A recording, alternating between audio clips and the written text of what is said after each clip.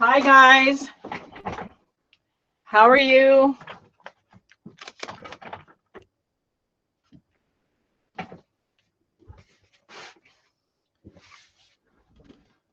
All right, there's quite a few of you now. There's more than just me.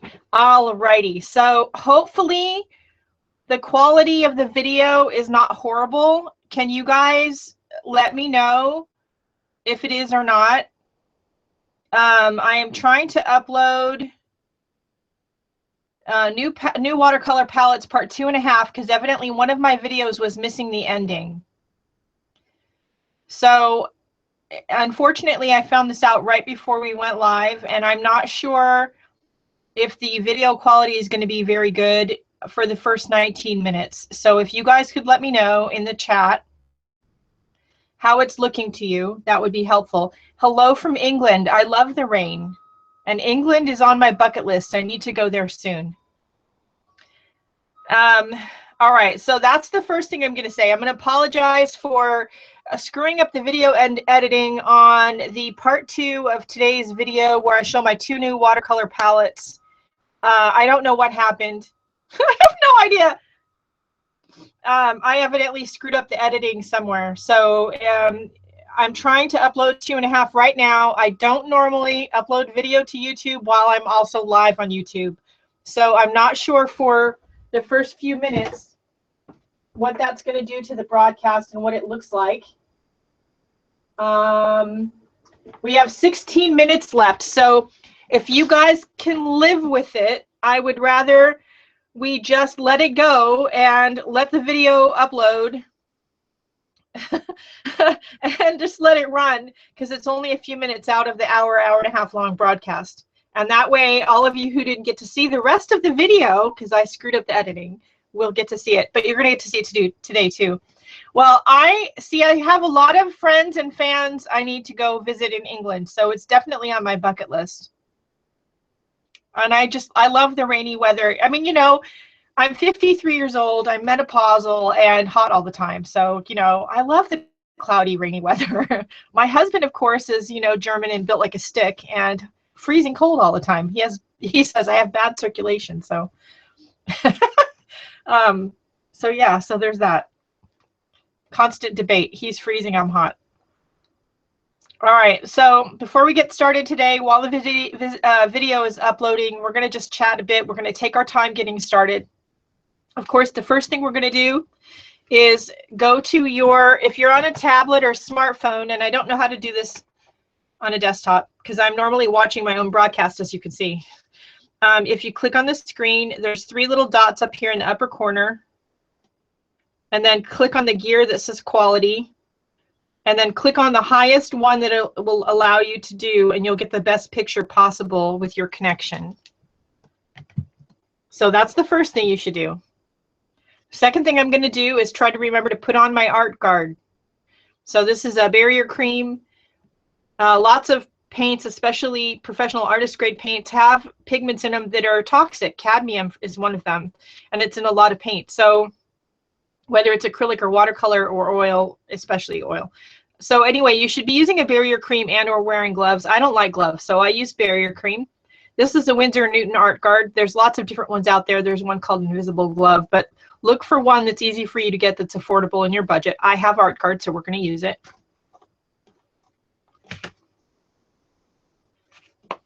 And bonus, it's kind of like, it's got this like hand lotion consistency. It's not greasy. So, you know, we're artists, right? So we wash our hands a lot. So that means that, I don't know about you guys, but my hands are always dry. So this helps a little bit with that. I mean, you know, my skin's dry anyway, because like I said, I'm menopausal. So it's different than it used to be. It used to be oily. Now it's drying. Okay, 14 minutes of, you know, iffy picture. If it's fuzzy at all for you, it should clear up a little bit in about, like I said, 14 minutes. Okay, so we are going to play with, which are right here. I'm good, Yasna. How are you? And by the way, good morning, Yasna. Good morning, Sharon. Good morning, Lisa O. Good morning, Lisa Swank. Everybody, good morning. All right, so here are the 2 new watercolor palettes. And like I said in the beginning of the broadcast, I screwed up the video, part 2 video that posted this morning. So the part 2.5 is posting right now, but these are the 2 new palettes. This one is the Daniel Smith Metallic palette. And aren't those colors just yummy and pretty?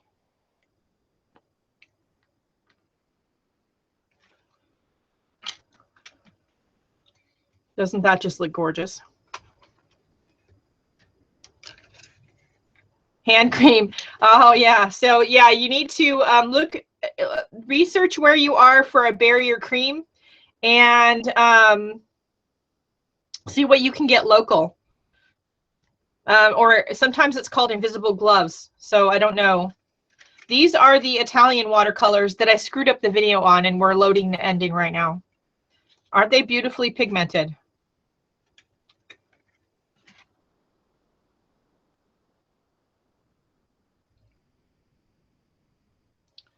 So we're going to play with both of these this morning before we get started. We're taking our time because that video is loading with the proper ending for this.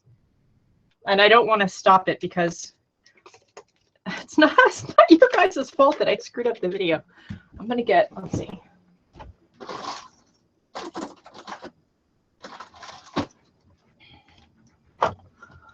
I'm getting a pipette in a little cup here. So I'm going to pour it. This is my watercolor spray bottle, and the water has oxgall liquid in it, which aids in the re-wetting and flow of your watercolor paints. Now, those Italian watercolors, as I say in the video,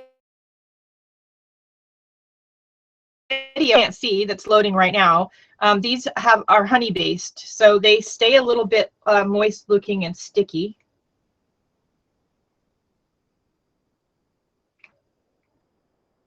And while we're taking our time this morning, we're going to just, I was going to do this, of course, before I turned the webcam on, but, you know, then I found out I screwed up the video editing. Okay, good. I'm glad you guys are good. For me, it's a little bit choppy and just a tad fuzzy, but that's probably because I'm sucking up all the bandwidth of my Wi-Fi right now loading the video. So I'm just hoping, as long as it's good for you guys, it doesn't matter what my picture looks like.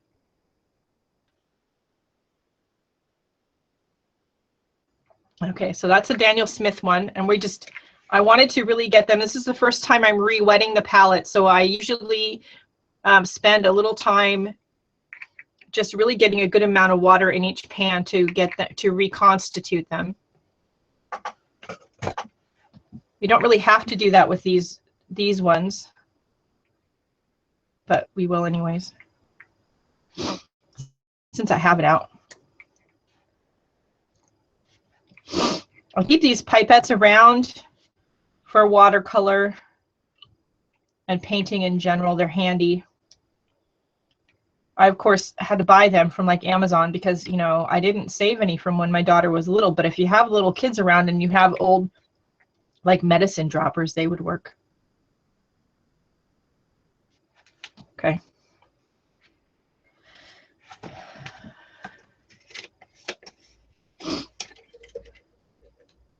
Little fuzzy. Okay. So it should clear up in a few minutes.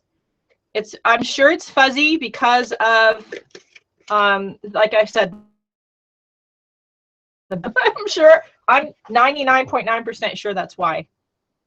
And Jackson's have they have a couple of new programs. I love Jackson's art out of the UK. It's got to be my #1 favorite place to buy art supplies, FYI. And I put some links on my website for them. But yes, please, even if you're in the US, they have really great shipping costs, and their price on things that it's worth it to send over there for stuff, because you can't get it for the same price here. You just can't. like the metal watercolor palettes. Okay, so we are going to paint, or at least use for inspiration, another picture out of my husband's friend, Brent Fraser, one of his calendars. This is 2013. I, of course, didn't know until right before broadcast I was doing this. So I will afterwards put a link to his website in the description below. I'm using the photo with permission. His website is there. BrentFraserPhotography.com, BrentFraser photography.com. I'll post it in the description when I can after the broadcast. But anyway, he's a fabulous photographer, and my husband buys calendars from him every year, as I've said before. And recently, my husband brought all of the old calendars home because he saves them. And oh yeah, you can't see that. Holy cow. All right. Sorry, I'm seeing my picture on the screen. You can't see that. So we're going to use this one as inspiration for today's painting. I love this one. I love the colors and everything else. I'm going to move the iPad over just a little bit. And I'm going to set it up off camera. And we're trying to finish the watercolor journal, right? So let's do a little flip. We're just killing time right now because we're waiting for the camera situation to clear itself up. So this is my watercolor journal that we're trying to finish. I started, when did I start this? 2014. One of my goals is to finish it this year, to fill it up. I made this journal as part of a Udemy course that I have for sale over there, and will soon be for sale directly from me on my website. And I intended for it to be a collage journal when I made it. I did not intend for it to be a watercolor journal. It just turned out to be one. That wasn't what I was shooting for when I made it. So, you know, but it's been fun working in it. This is Fabriano hot press 140-pound watercolor paper. Hansen watercolor paper. I don't remember. I'd actually have to go back and watch my own video to find out. And some of these paintings were really successful and some really not so much. But it's been fun. Every single one of them I had fun creating, and I had fun learning from.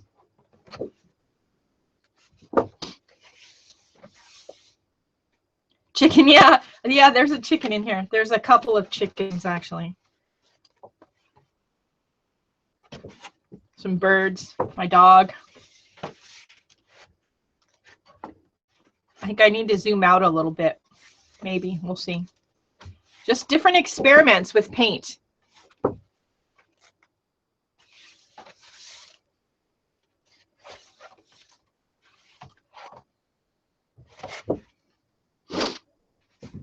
And it's been a lot of fun working in this book.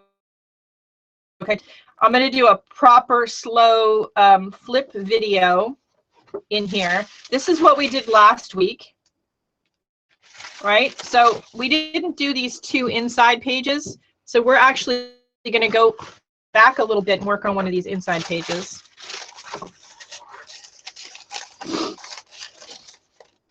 And I'm using deli paper to protect the other artwork. Not that I'm opposed to splatters and splashes, because I'm not, but that doesn't mean I want it to get everywhere. So we're going to use the Italian watercolors and probably some of the metallic ones also. I have a cough drop if I sound funny in my mouth, because, you know, of course, I'm wheezing and gross this morning. All right, I didn't even get paintbrushes out.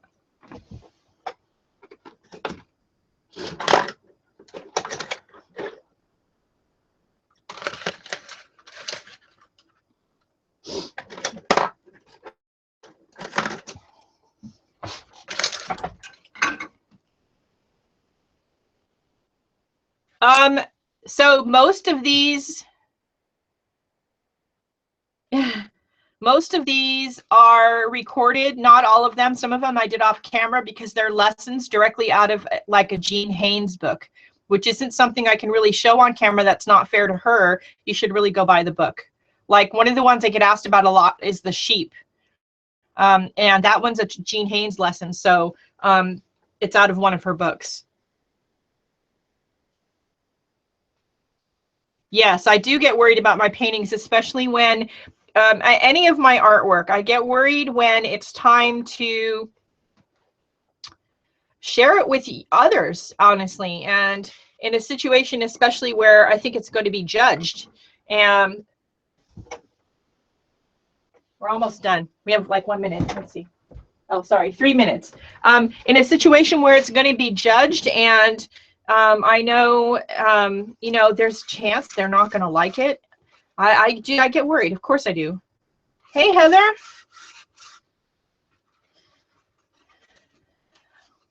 So I want to do some washes first. So we're going to just get the paper wet here so that paint will just kind of flow and be free. All right, we're going to start with, what color am I going to start with?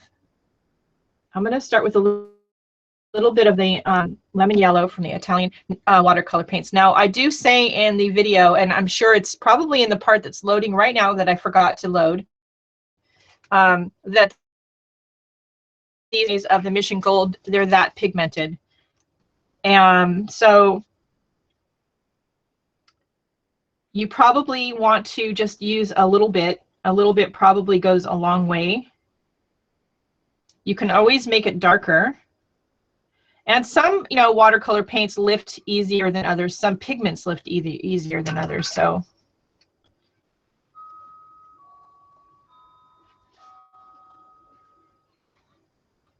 we're going to start with a little bit of a yellow wash. And then I'm going to pick up, that was lemon yellow. This one is called Magenta Lake.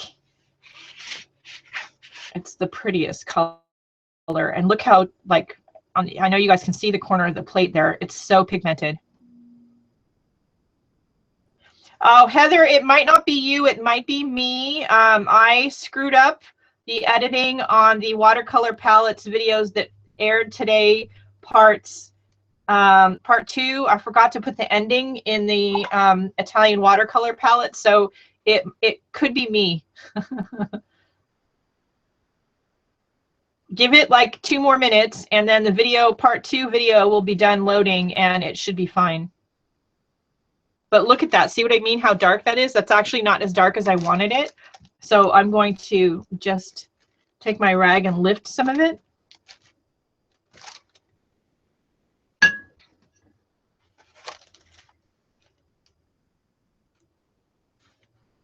Now this is, you know, a pink, so it can blend okay with the yellow without making mud. We're going to get a little bit of an orange, but that's okay.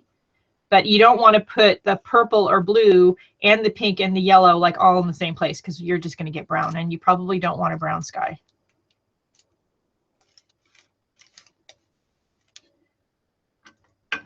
So I am going to also take some of this. I'm going to pull some of it down here, because this scene is over a lake. This is Trout Lake at Mount blah blah blah blah blah.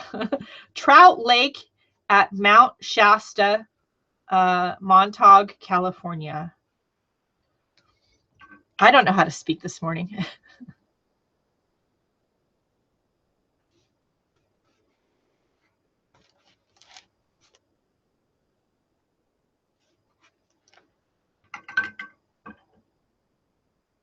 Yeah, it's probably not you. It's probably me. But just in case, you want to make sure that you have clicked on that little quality gear and take it off auto and click the highest resolution it'll allow you to click.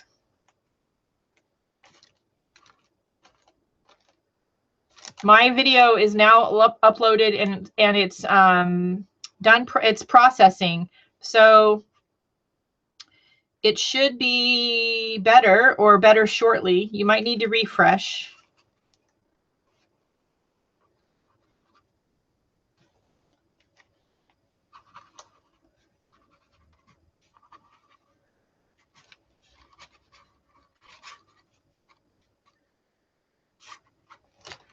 Okay, so before we put the blue or purple on there, I'm going to dry this because I don't want it to mix too much with the yellow. Don't you just love YouTube?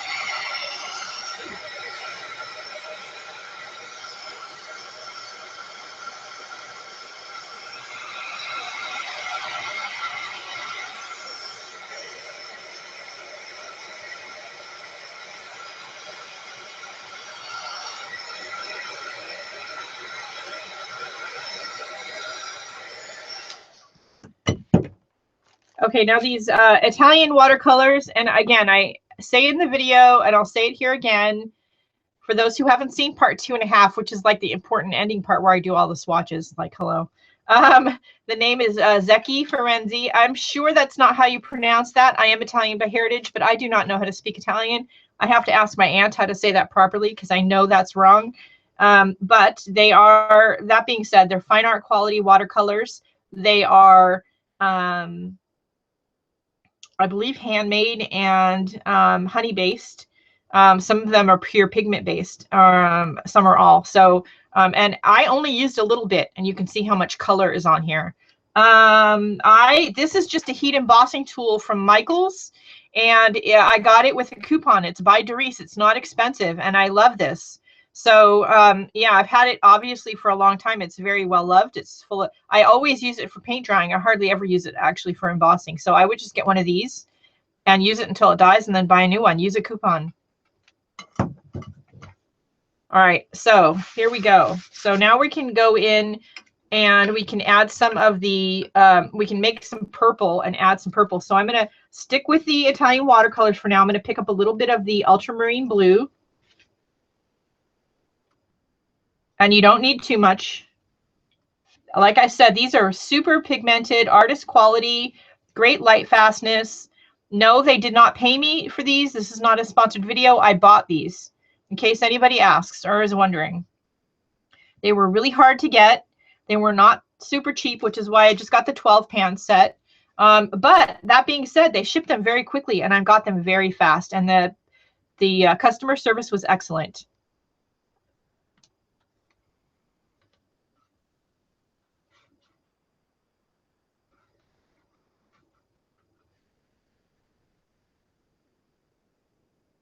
Hey, Sharon.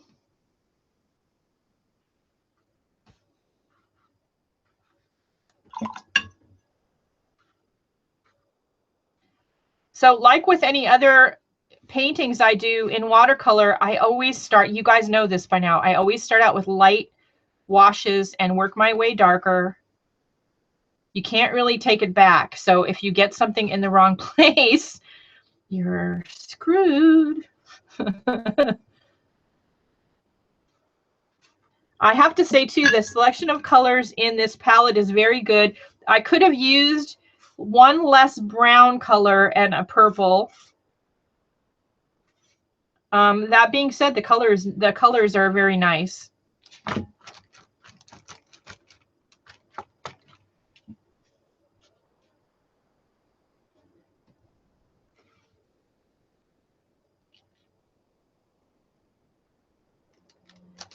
This is a Master's Touch brush, and I like the size, and I like Master's Touch brushes in general. This particular one seems to lose bristles a lot, which is driving me crazy. So now I'm going to go in with just some straight ultramarine blue.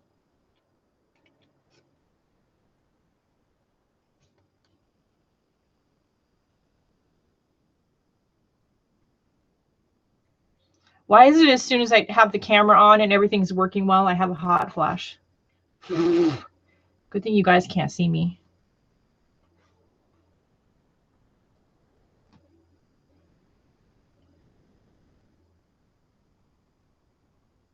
Rita's here. Hello, Rita. I'm painting. I evidently missed some people popping in.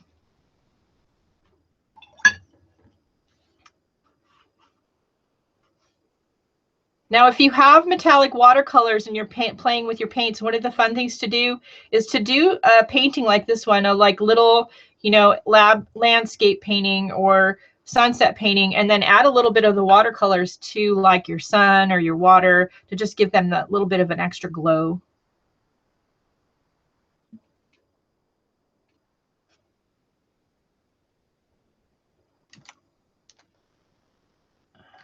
Let's see. We're going to start to put in some of our horizon.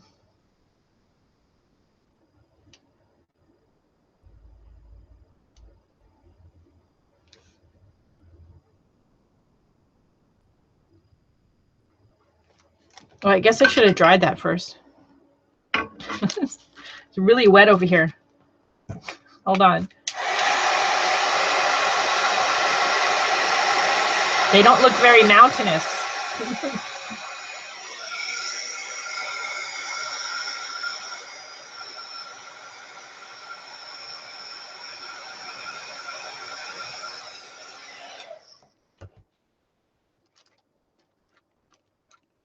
You do? That's interesting.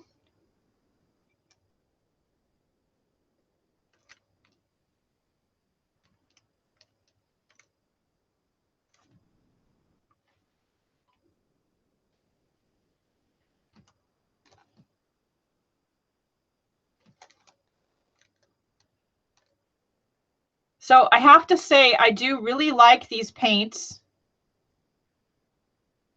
And there's no like any buts about it. They're a little bit more opaque than I'm used to. But that being said, they're super well pigmented. I really like them. They're just too hard to get for me to have them, you know, in my regular stash of stuff. I do like them, but I think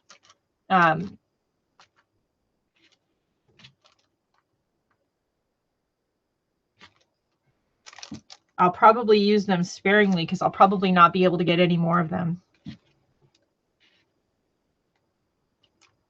Sorry. Now the face is gone. Sorry. There's little kids poking out of my painting. I actually kind of like that. That's cool. All right, so we're gonna mix some of these together now. And we're gonna keep going. And I'm sticking with this big brush for now. That doesn't mean I'm going to not change brushes. I do have these other brushes out. There's a bunch of grass and stuff in the foreground, but it's water. There is also water. So before I put the grass in, there's another brush here. That's going to make me crazy. Before I put the grass and stuff in, I want to get the water right. I'm going to have to switch brushes because that's going to make me crazy. This would be why sometimes, you know, it's worth it to buy a more expensive brush, a better brand. Master's Touch generally isn't bad, but this particular brush just loses bristles all over the place. It's driving me crazy. This brush, I love the size. It's a 24 round, but it's just making me insane.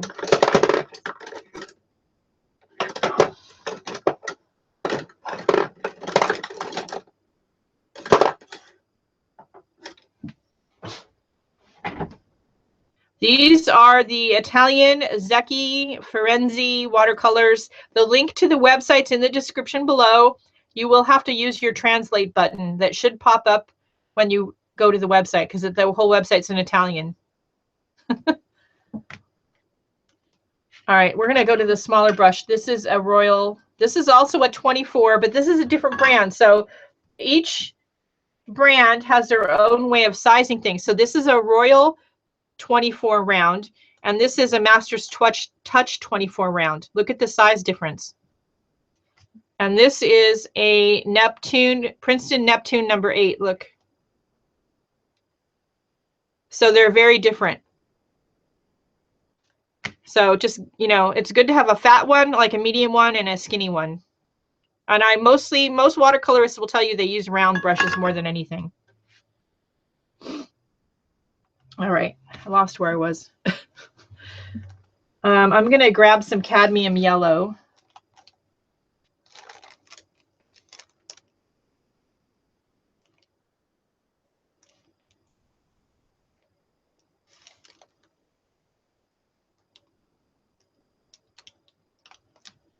Isn't that bright? Look at that. It's just a little bit of cadmium yellow.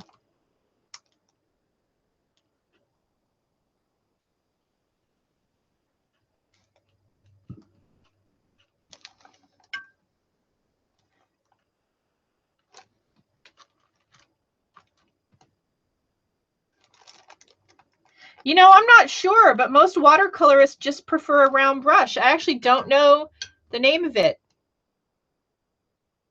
or the reason for it. I'm sorry. I'm reading another comment. Yeah, that's the name, Z-E-C-C-H-I, and then F-R-E, I'm sorry, F-I-R-E-N-Z-E. The website address is in the description of the video. I did manage that this morning. I didn't dry those mountains, so I'm trying to keep the blue from bleeding into this dark yellow and turning too much green.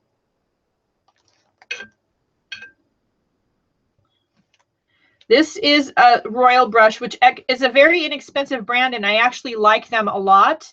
I also really like Princeton Neptune.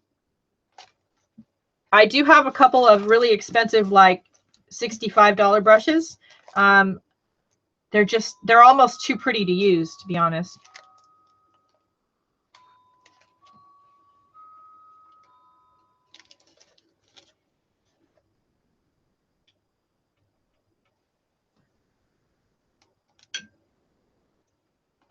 So just work your way darker when you're doing a painting like this and really get your background. When you're doing something like this, it has lots of grass or trees or something in the foreground. Get your background, your sky and your water and stuff down to where you're really happy with them so that you don't have to do too much touching up afterwards when you get all the other stuff in and you take a chance of messing it up. And that's a way that I paint regardless of the medium, whether I'm working in watercolor or acrylic. I do the same thing. Yeah, the bigger the brush, the less fiddling and the more, you know, expressive abstract marks that you get. And, you know, you all should know by now that's, you know, my preferred style of painting. So the bigger the brush you have, the less control you have, which I kind of like.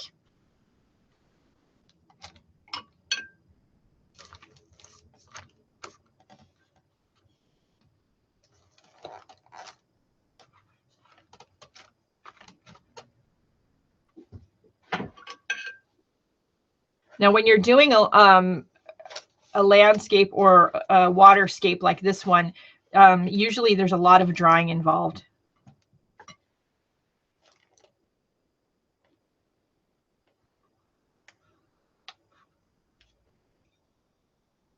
As you're layering your colors and you're sort of doing glazes of different colors.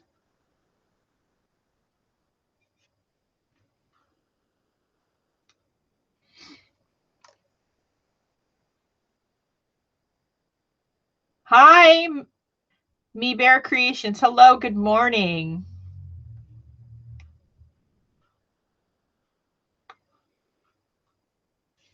I'm glad to be painting this morning. I spent most of yesterday on the computer, which is still a creative pursuit, but it's not my preferred one.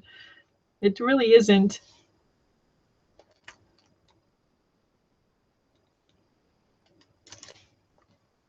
So I'm taking some of the ultramarine blue straight out of the palette.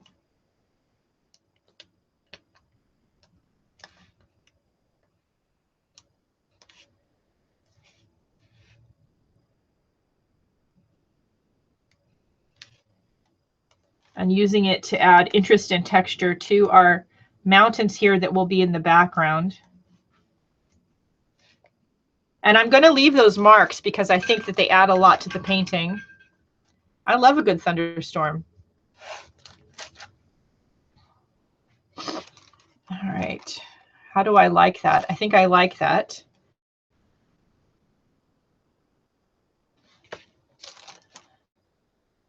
I do think I'm going to leave this blank down here. I'm going to do some journaling about what paints that I used to create this painting. I think that would be a nice addition to this piece.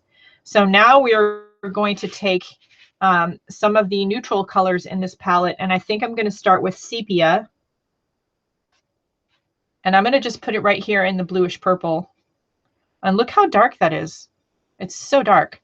This is 140-pound hot press watercolor paper. Sorry, cold press watercolor paper. I said hot press before. This is cold press. I prefer cold press. I like the texture. And it's either Fabriano or it's Strathmore. It could be Canson, but I don't think so. I made this journal as part of my Udemy course, the bookbinding course. You can still buy it over on Udemy. It'll shortly be available directly from me on my website. I don't remember, though, what kind of paper exactly that I used. I know I had both of those. I think it's Fabriano. These are the Italian watercolors that I posted a video about this morning that I screwed up the video. So part 2.5 just posted a few minutes ago.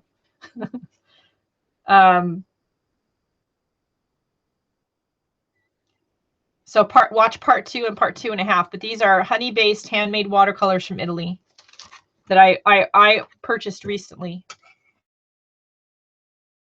Try this. Again.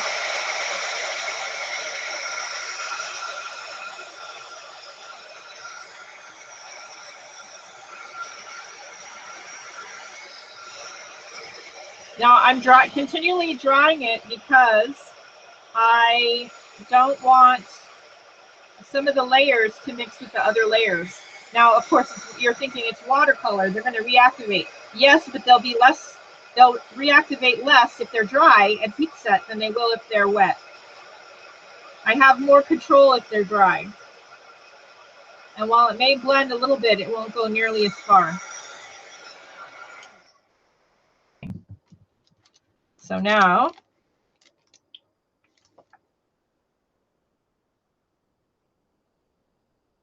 I'm using this inspiration photo with permission photographer. And again, I will put his link in the video description below after the broadcast.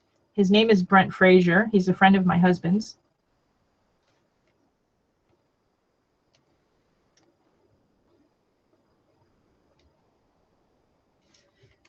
And I'm using it as inspiration. I'm not expecting to do an exact copy of the photo by any stretch of anybody's imagination. But I love the colors. I love the suggestion of the sunset in this photo. So we're using it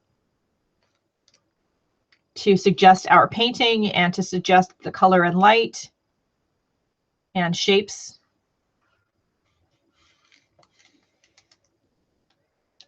Yeah, this is like one piece of paper, like long rectangular piece of paper that I folded one end up on and then folded it in half. I probably shouldn't tell you that. I should probably tell you have to go watch the video, but you know, what if I done the smart thing?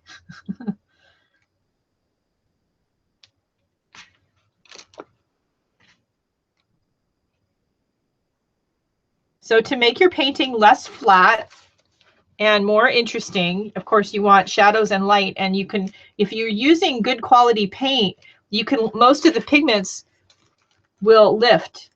So if you get too much of a flat color in one spot, you can just get some water in there and lift some of it back up again.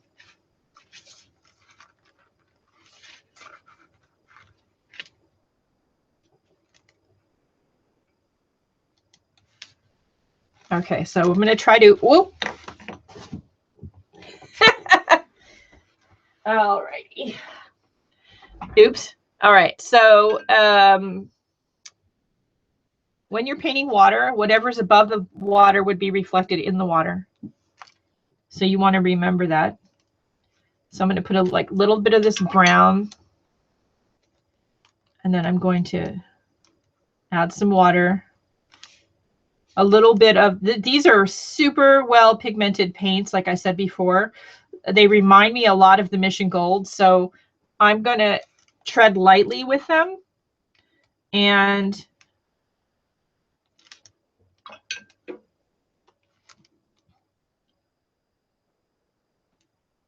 put just a little bit of color.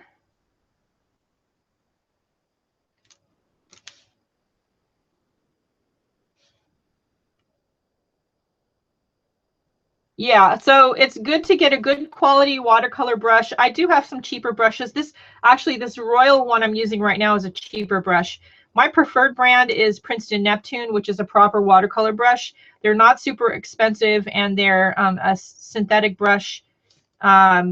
But there are some fabulous brushes out there. Don't feel like if you don't have the budget for it that you have to spend a ton. Get what you can afford, but get the best one that you can afford. The brush is really important.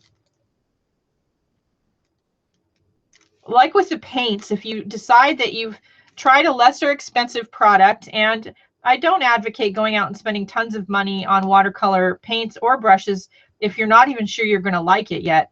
But if you've tried a lesser expensive and you decide you like it, then when you add to your supplies, go out and get the best that you can afford.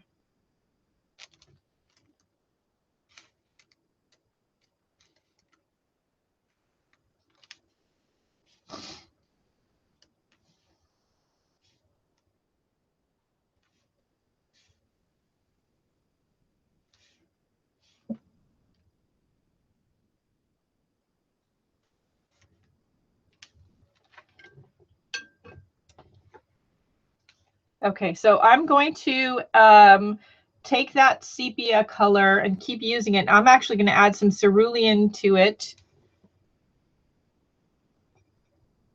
which is going to gray it up because the cerulean is more of a green.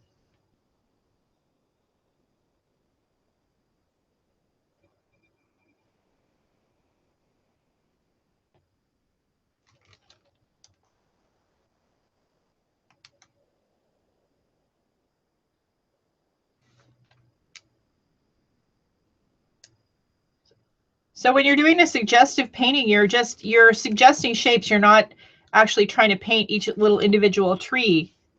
So get out of doing that right away. But practice making interesting marks.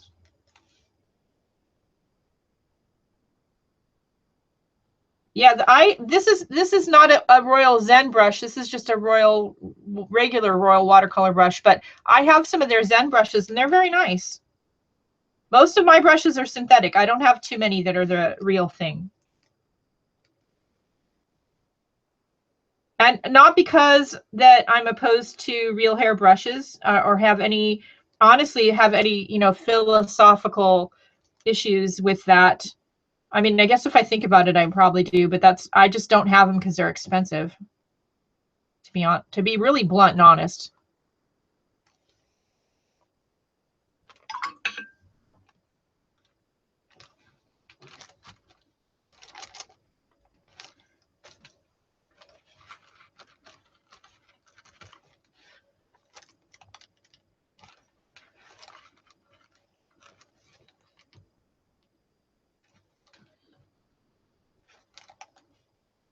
Okay, one thing I'm going to go in while that sits a minute is I'm going to go in to Mount Shasta, which is what this is supposed to be in the background. And of course, as per usual, I didn't leave any white, right? So I'm going to go in with a white gel pen because Mount Shasta is always snow-capped. It's a very tall mountain, right?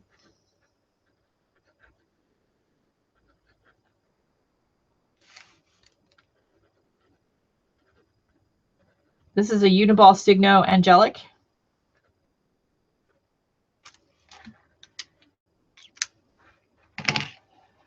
Oh, thank you. So as I'm adding my layers of color and I'm darkening things up and I'm adding more detail as much as I ever do, then I'm going to consecutively smaller brushes and they give me more control. This is an Escada brush. Now this is pretty new to my stash of brushes. I did get a few of them and I have to tell you, I like them. I think these I actually got from Jackson's Art out of the UK, and I really do like them a lot. Before we finish with the grass, we're going to actually make some orange. Yes, so now I'm doing mixed media because there's another thing on there. I almost never do anything that's not mixed media. Like, that doesn't really happen. So I'm mixing up an orange. I like the kind of striations in the inspiration photo of orange that I see reflected in the water behind the grass. So I want to add them in.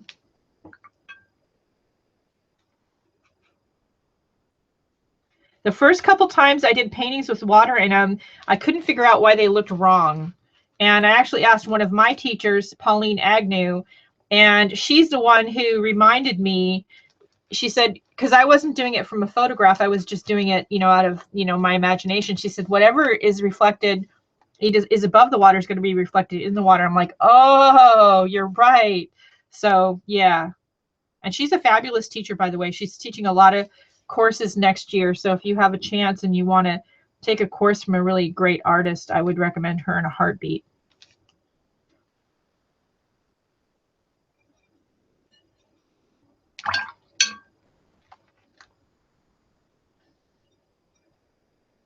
So I'm making some more orange, and I want to, there isn't too much of it in the inspiration photo above in the sky, but I think there should be a little bit. So I'm going to add a little bit. Yes, Heather, hang on. I showed it in the beginning, but yeah, there's a lot of you that are here right now.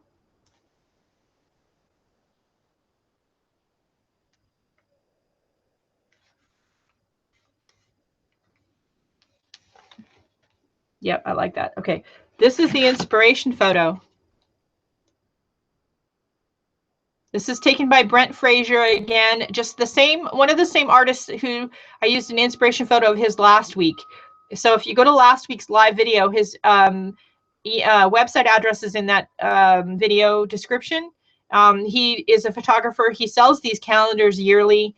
So if you email him, I'm sorry. If you email him, I'm sure that you can get copies. This is the 2013 calendar. I don't know if he keeps back copies, but you could ask him. And I'm using the photo with permission from him.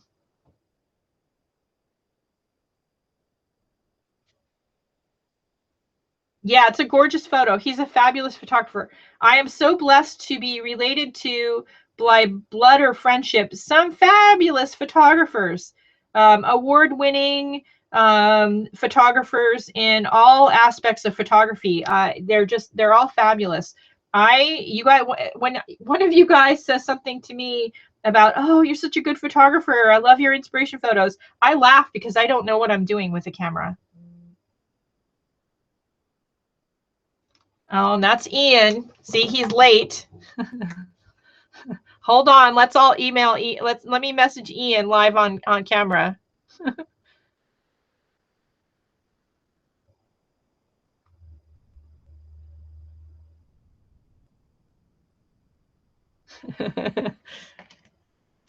All right, so I'm adding a little bit of darker yellow. Because there's going to be some grass here, so I really want to get this right before we put the grass in. Everybody say hi to Ian when he gets here.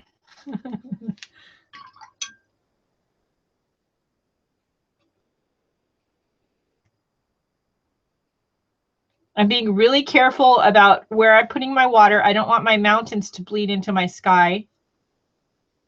And one of the things about watercolor that's, when you get good at watercolor, or that's challenging about watercolor, is learning to control the water.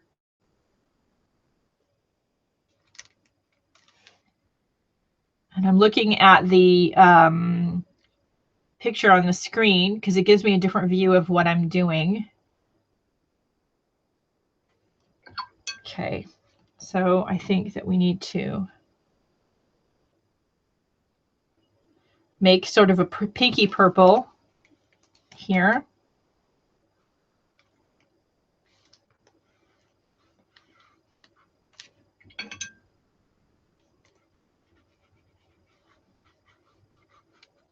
Hey, Teresa, better late than never, as my grandmother would say. Of course, I think she said that because the whole family was notoriously late for everything.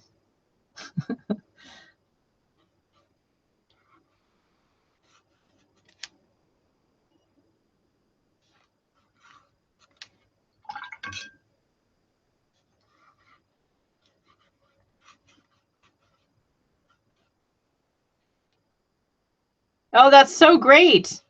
The Paralympics is a good cause. I think Ian's on his way over. Everybody say hi when he gets here. He's late too, Teresa, so don't feel bad. So the one thing about these honey-based watercolors that I have, they're from Italy. For those of you who are late, we're working on the watercolors that I posted this morning, a share video this morning of the 2 watercolors. I haven't touched the Daniel Smith Metallics yet, but we're going to. Hey, Ian. Everybody say hi to Ian. Hey, Kathy. Anyway, they're honey-based. So that means they kind of stay sticky, and they don't dry out the way other watercolors do, which I kind of have a love-hate relationship with. But they're so well pigmented, I got to tell you.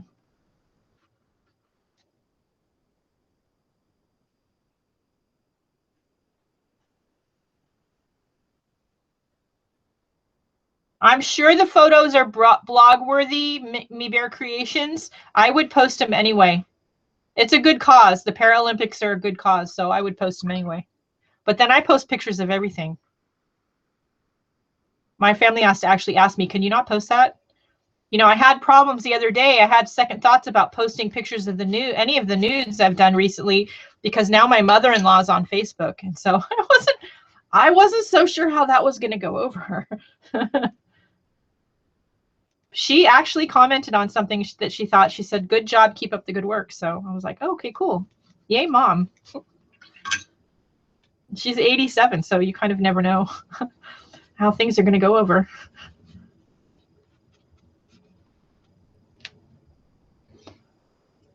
I'm having another hot flash again. I don't know. Maybe it's sitting under the lights this morning.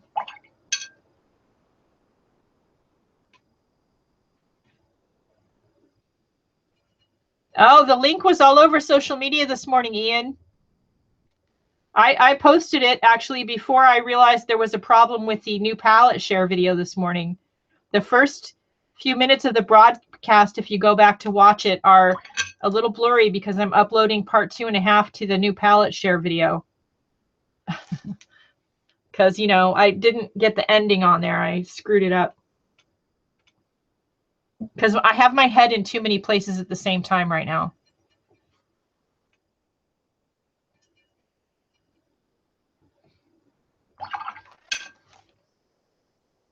She is a sassy lady.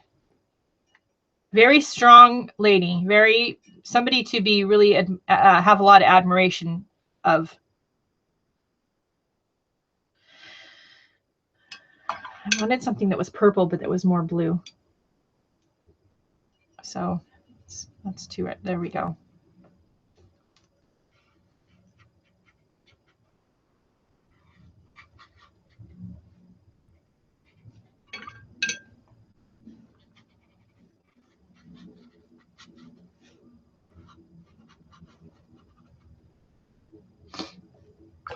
This is bugging me right here. So let's put some water on here. This is going to be a test.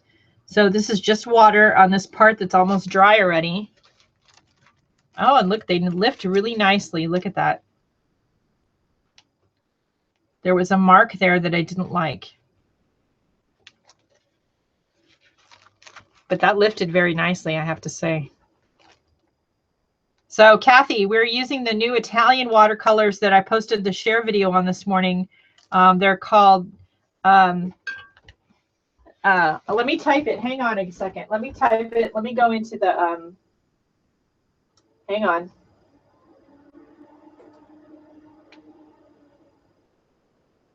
Oh, wait.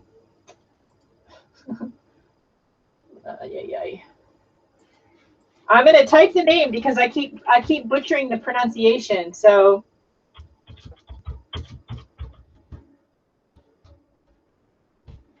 there you go. There's the name. The link to their website's in the description below. It's an Italian handmade watercolor paint.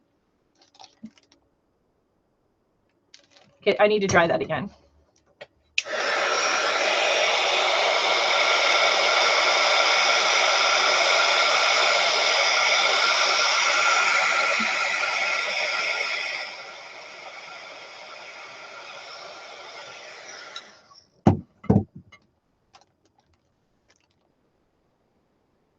That way the mark that I leave with the paint is going to stay,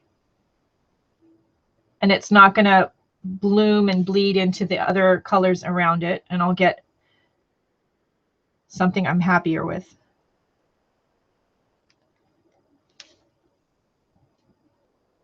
They're handmade, honey-based, from Italy. I'd never heard of them before either, and actually one of you guys recommended them and wanted to see them for me to try them, and I don't remember who. It could have been Josie Gitto. I don't remember.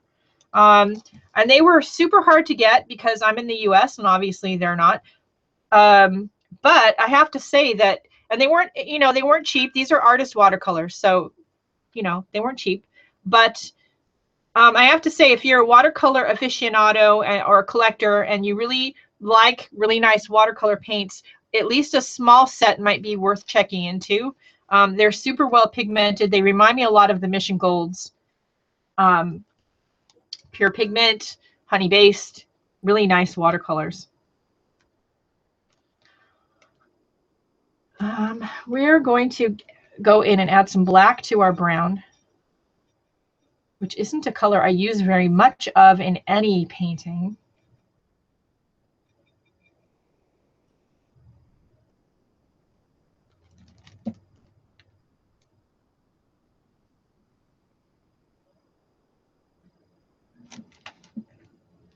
I covered up my inspiration photo with my phone. So I'm just making some marks on our mountains in the background to mimic some of the foliage that's on the mountains in the inspiration photo. I'm obviously not trying to paint it exactly.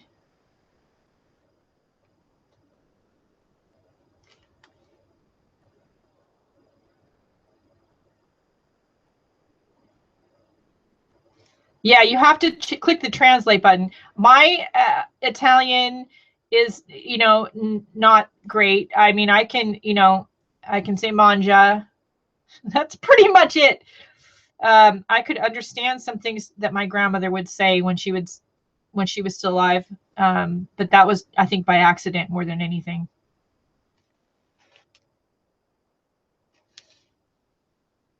Okay, I'm going to add some of these darker colors, this darker color, to our shadows in our water. And again, you really want to get your reflections in the water down, and your background, your sky, your water, before, if you have like grass or something in the foreground, before you get put the grass down. Because it's really, especially if you're doing grass, it's hard to go back and touch this kind of thing up.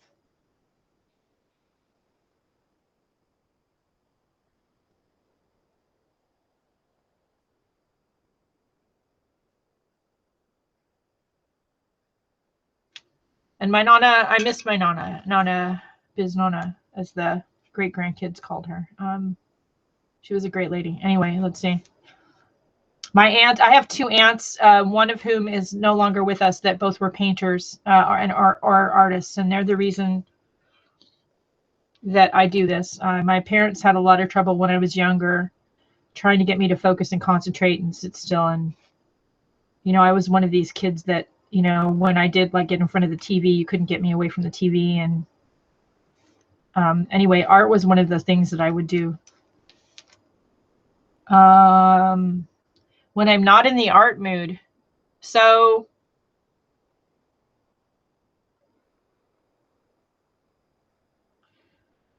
so yes, I turn on music.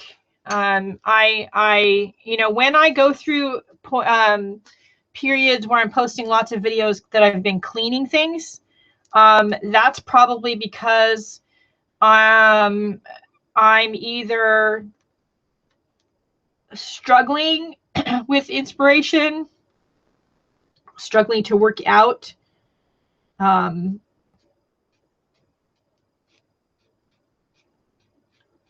idea for a project, or all of the above.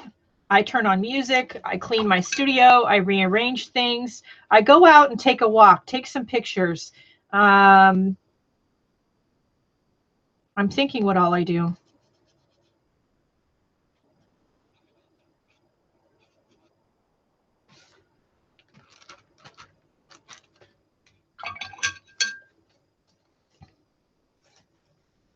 Yeah, I used to watch a lot of Bob Ross, and I have been for a long time, and still am a General Hospital fan. Although lately I think they need some new writers.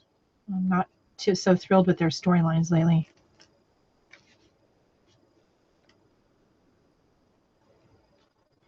So the easy way to do grass, I should do a close up on this, whether you're painting with acrylic or watercolor.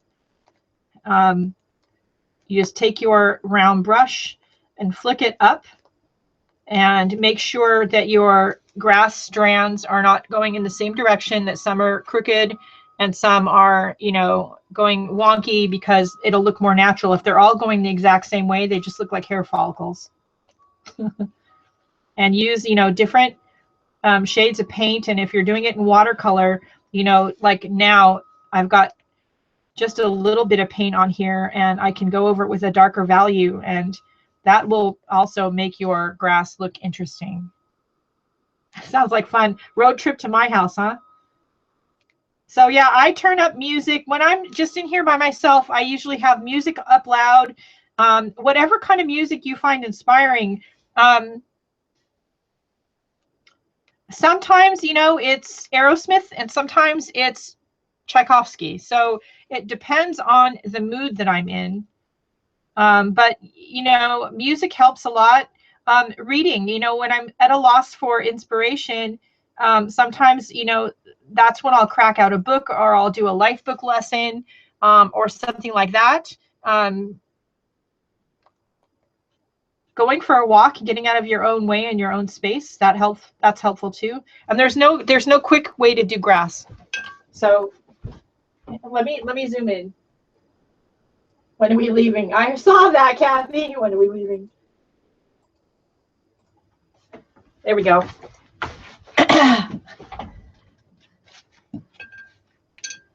Remember, I'm in California. Some of you are really far away.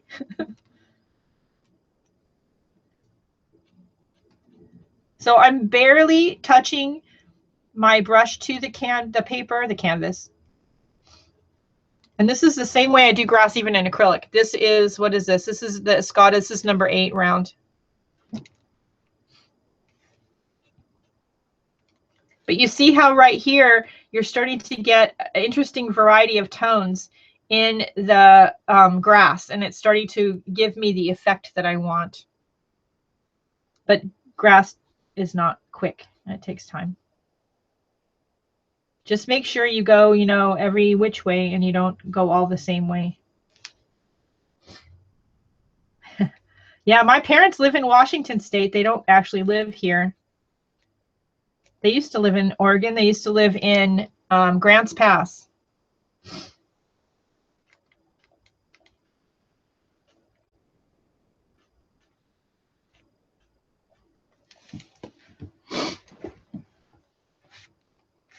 Yeah, I love Bob Ross. Who doesn't love Bob Ross? He made painting look so easy. Okay, this is a little brush, and this is one that's not been well cared for. I have the feeling this is a Royal brush, but I don't know what size, because the paint is all, oh yeah, Royal number 4, but the finish is all peeling off because I left it in the water too long, evidently, at some point.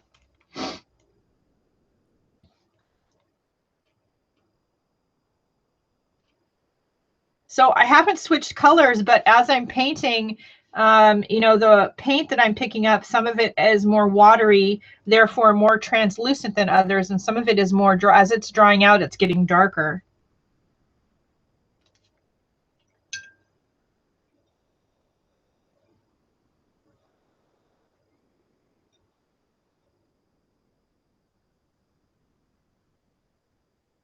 Yeah, I saw your washi tape haul, Teresa. What were you thinking? That's insane. I mean, I have a lot of washi tape, but I didn't buy it all at once. That was nuts. Although that coffee one was awful cute. I might have to go to Hobby Lobby this week. Of course, I'll go and they won't have that one.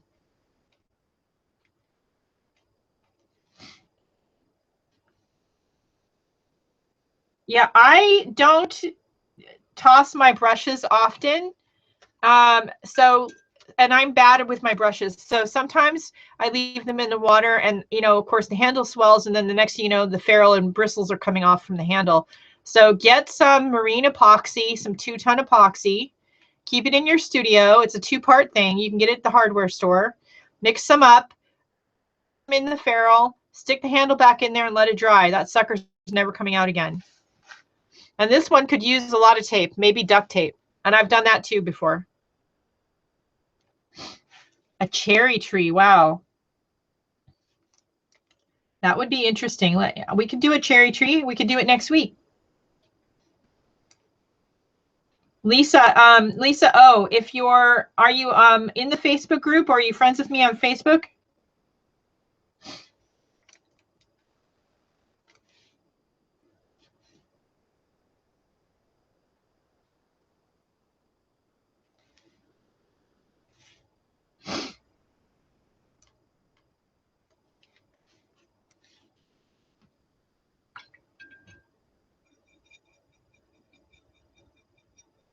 Somebody who's friends with me on Facebook,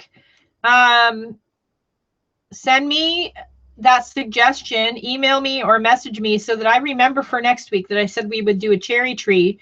And in the meantime, I will try to find an inspiration photo and we'll do a cherry tree. Maybe Ian. Ian, can you message me that?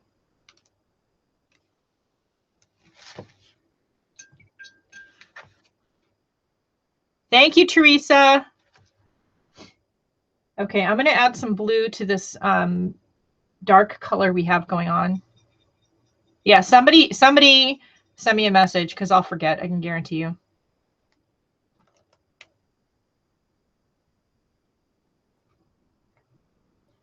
I know you're probably thinking, isn't she done yet? But, you know, you just really keep adding to your shadows until things are really popping for you and you really are liking it. Remember that blue and purple make really great shadow colors. And of course, mixing them with black is cool. I can do a cherry tree. Yeah, we'll do one in here. I'll look on Paint My Photo is a really great website for inspiration photos. If you don't know about it yet, just Google Paint My Photo.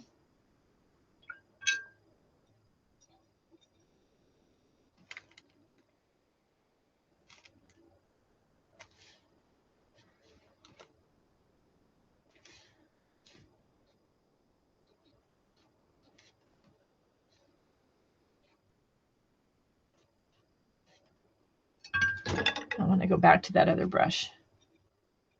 This is the size that I use a lot, which is this Escoda number 8.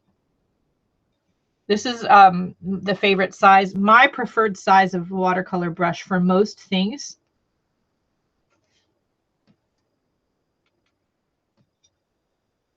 Sure. I'll see what kind of inspiration photos I can find.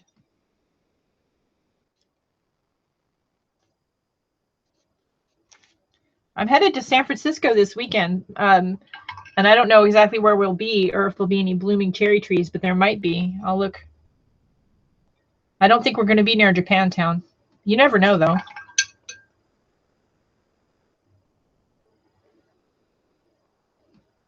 You were overlooked, Teresa? How were you overlooked?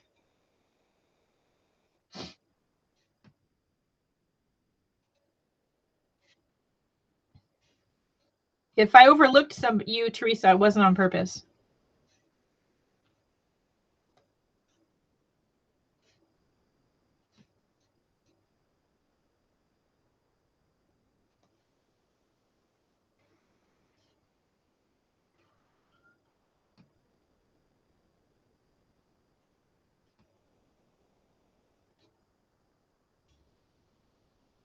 Okay, now we're going to go in with these Daniel Smith colors. So this is the Italian palette that I got. These are the colors that are in it. I just got the small one. And that cost me around $60 US. I think it was a little more than 60, but it wasn't more than 70. Maybe with shipping it was. Okay, this is the Daniel Smith metallic palette. And this has been sitting with watercolor in it, water in it for a while now. Like with a lot of tube paints that you set out to dry in a palette, I found that it's best if you put some water in there and let them sit for a few minutes like we've done. They've actually been sitting for quite a while. It's also best with any of the watercolors I've found if you use oxgall liquid in your watercolor paints in the water to aid in the rewetting and flow. It really does help them flow better and helps them re-wet better. And so I want to add a little bit of this gold, which I just love, and I'll play with the colors here for you in a minute.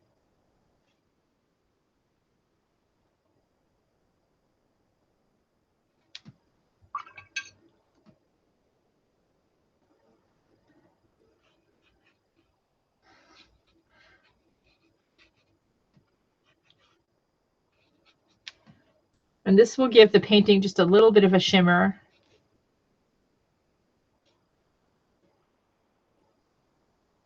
I haven't overlooked you, Teresa. If I unfriend you, then you have to be worried. Oxgall. It's I'll show it in a minute. Hang on, give me a minute. So I'm going to actually pick up some copper, which I also have in here.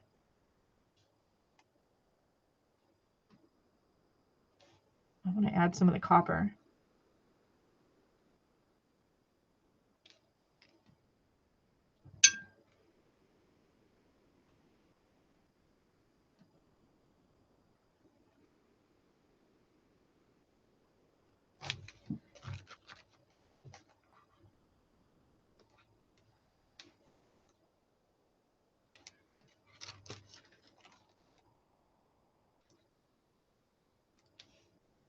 And you're probably not going to be able to see the shimmer on camera. Super shimmery though. There goes the dog, because you know I'm on camera. It's like, oh wait, I forgot. Mom's on camera. I have to bark.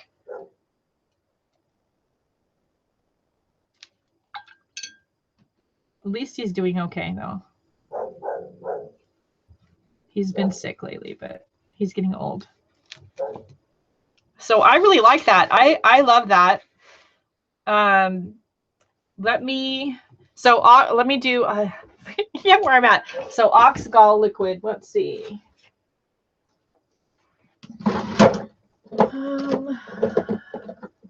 That's not it. That's not it.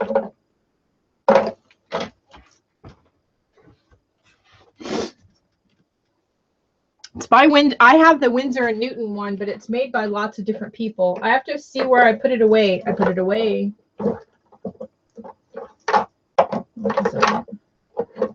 Yep, there it is. All right. So this is it. OX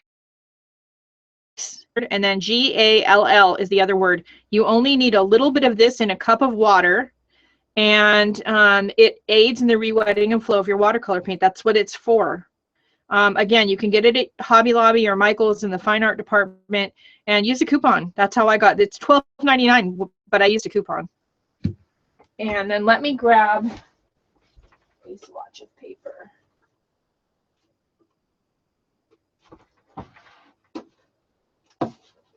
You know, why is it I always have like tons of scraps until I'm on camera? I'm going to just grab a pad.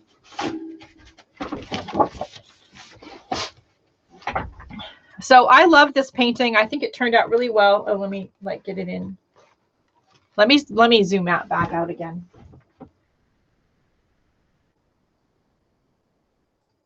Whoops, that's the wrong way. So I like this painting. I think it turned out really nice, and it's definitely something, if I was going to paint it again to hang on a wall, I'd probably spend more time and do more details on it, but maybe not. I really like the way it turned out, and it was quick and easy and fun to make. I will probably do some journaling down here in the bottom about what paints I used. But in the meantime, I can, oh, holy cow. Wait a minute.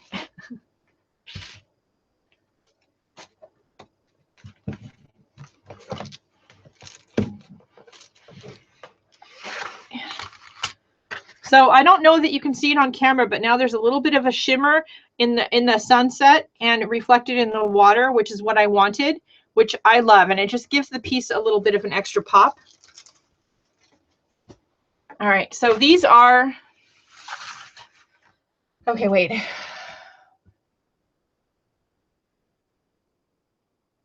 So I'm going to type here from my iPad. You'll see me as come up as my other channel. So it's Oxgall. And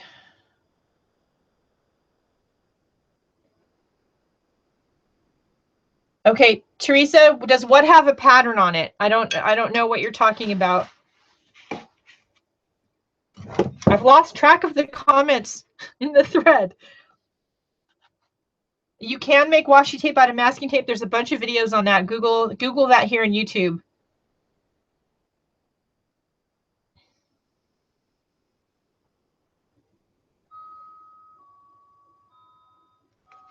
Are we just talking about washi tape? Yeah, I love a good moody sky. Okay, so this is the Daniel Smith metallic paint. Now, these have been sitting with water with Oxgall liquid in it for the entire broadcast. I did this right. I put the water in right as we went live at 10 a.m. And these are, they were completely dry before.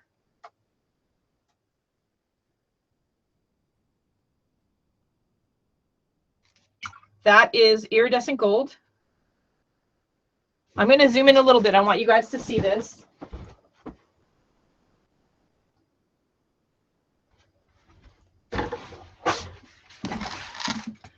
This is Aztec gold. These are fine art watercolors.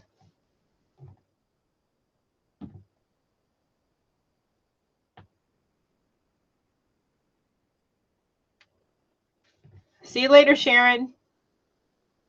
This is bronze. Now I'm not adding any more water to these. I'm rinsing my brush off and I'm blotting it on my rag. This is the copper. Again, this set was completely dry. I put water in it before we got started, and they've just been sitting here reactivating. There's been a lot of chit chat on YouTube about tube watercolors not re-wetting well, and Daniel Smith especially. That's a load of bunk, in my opinion. That's my opinion. I don't have any problems with re-wetting them. That one was ruby, iridescent ruby. This one is iridescent electric blue.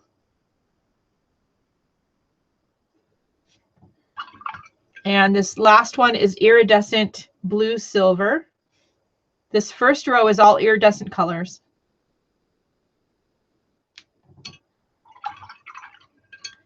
This next row is duochrome colors. Okay, hold on.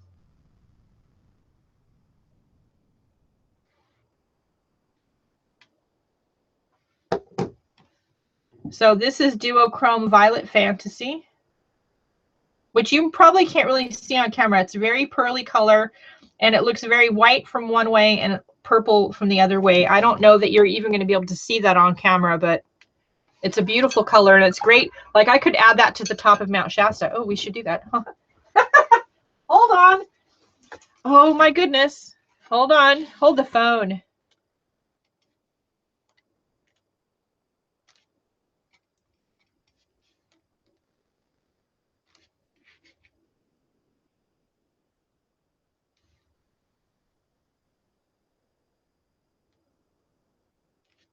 Huh.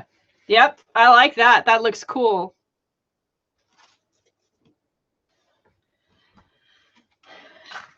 Okay. This is duochrome ocean, and it's a blue-green. Isn't that pretty? This is duochrome aqua.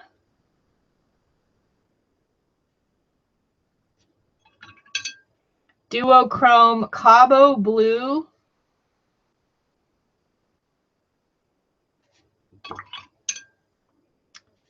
Duochrome hibiscus, and duochrome just means that they have like two pigments in them, two colors in them. So one way, like the hibiscus, is pink, but another way you see some purple.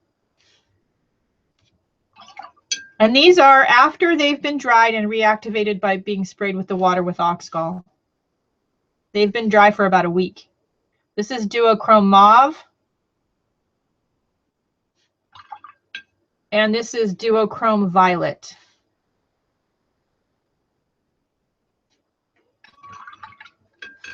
I know, right? So this is my new metallic Daniel Smith palette. And again, you're not going to be able to see all the iridescence on camera.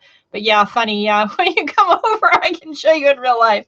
My daughter, who's not a painter, she's a photographer, said she needs to learn how to do watercolor backgrounds for some of her schoolwork the old-fashioned way rather than digitally on a computer.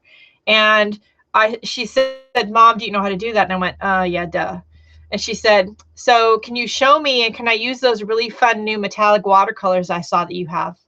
I said, yes, probably you can use them, which she was talking about these. So these are, these were about $11 to like $13 a tube for these particular colors. So what I did was I have their 238 dot color chart, and I went to that chart and I pulled out all of the iridescent colors and duochrome colors, and I swatched them all. And then from there, figured out which ones I really liked that would add to what I already own to create a palette from. And that's how I chose the colors that I chose. I already owned the duochrome violet fantasy, and I think the duochrome violet. It was either the violet or the mauve. I already had in my collection, and they weren't in my regular Daniel Smith palette because they didn't really fit in there. There wasn't a place for them in there. So, because I was going to only do 12 colors, but there's 14 in here. So, so I had those two, and then I picked 12 other colors that would complement what I already had, those two that I already had. You know, some of the pigments, like, so wait, hold on. They have a nice pigment load. I have not had a problem with the colors re-wetting. I am seeing something, raw sienna. So raw sienna and Daniel Smith is not a color that I own, to be honest. I don't use raw sienna very much. I have heard that some of the colors are a little harder to re-wet. I have found that if you take some of the water with oxgall in it, and again, I think there's like 3 drops per cup of water or something like that. 3 to 4 drops per cup of water. It really makes a big difference. And like what I did with this is I will take this water, instead of spraying it in, I'll take the pipette and I'll actually use this to put a bunch of water in each pan before I get started painting. And I'll just let it sit for like 20 or 30 minutes. If it starts to dry out before I'm ready to start painting, then I add more water to it. It reconstitutes them nicely, and they get nice and creamy, and I haven't had a problem with any of my Daniel Smith paints or other brands, to be honest, Mary Blue or any of the other ones that I have that are originally from tubes. Because that's a problem that I've heard some people say about any tube paints, not just Daniel Smith. And aren't you not? I am a sucker for aquas and blue greens too, obviously. I have not gotten any of the new blue. According to the people distributing the pigment, it's not available in the US yet, and I cannot get it yet. It's not been cleared by the EPA. And when it does come here, Gamblin has got the rights to it already. So if any of you are outside the US and can get an acrylic or watercolor in the new blue and send me some happy mail, I sure would appreciate it, and I'll send you some artwork back. Because I'm trying to get some of the new blue. I understand Cinnamon Cooney got some. I haven't gotten any. So yeah, I know, right? So that's the story on the new blue. All right. Are there any other questions this morning? So yeah, so if any of you can get me a tube of the acrylic and or better yet, watercolor in the new blue, I certainly would appreciate it. It doesn't have to be a big tube. I would just like to try it. I really don't need more paint, but I would like to try it very much. I just can't get it here. All right, that's it for today. While we were on my New school called me back. Yes, I'm going back to school at 53 years old. I'm gonna go back to school and learn some computer stuff. And it's all gonna benefit the art and YouTube thing. I'm not branching off to do something else, but yeah, I'm crazy that way because I don't have enough to do. It's going to be like gold dust. You're right, Ian. It's going to be really hard to get. But if any of you out there can get me a tube and send me a tube and some Happy Mail, I will send you some artwork back. So that's it for right now. I have to clean up and call my counselor back for school. And yeah, so ox gall liquid. If you haven't tried this in your water yet and you're having problems with the re-wetting or flow of any of your watercolor paints, be they tube originally from tubes or they were just in the pans, try adding a little bit of this to your water and seeing if that helps you. Sometimes, yes. And like I said, instead of spraying it always in here, which you know I do a lot, you guys see me do that a lot, think about just taking some of the water with a medicine dropper or something and just putting a whole bunch of water in the pans and letting it sit. Now, when I do fill my pans from my tubes, you will notice, even with this one, they are not completely full. That's on purpose so that you can get water in there. I like, of course, when you buy pans that they're really full, but like these ones were really full, but there was a little crack around all the edges so that when I put the water in, the water has somewhere to go. And I like that. I don't like them to be full all the way to the top so you have nowhere to put the water. I don't like that. So I like half a dropper. How much is a little bit of the ox gall liquid? So you need 3 to 4 drops of this per cup of water. And then I take about half of this dropper full and I just squeeze it into the pan until the pan is almost to the top with water. And then I just let it sit, and this is what we got.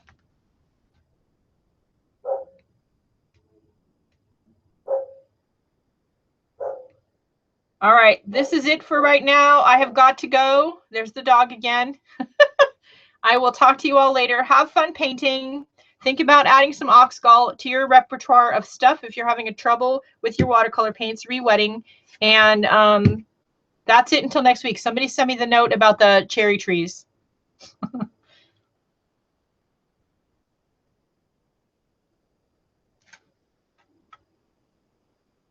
Yeah, if I could, I'm not sure.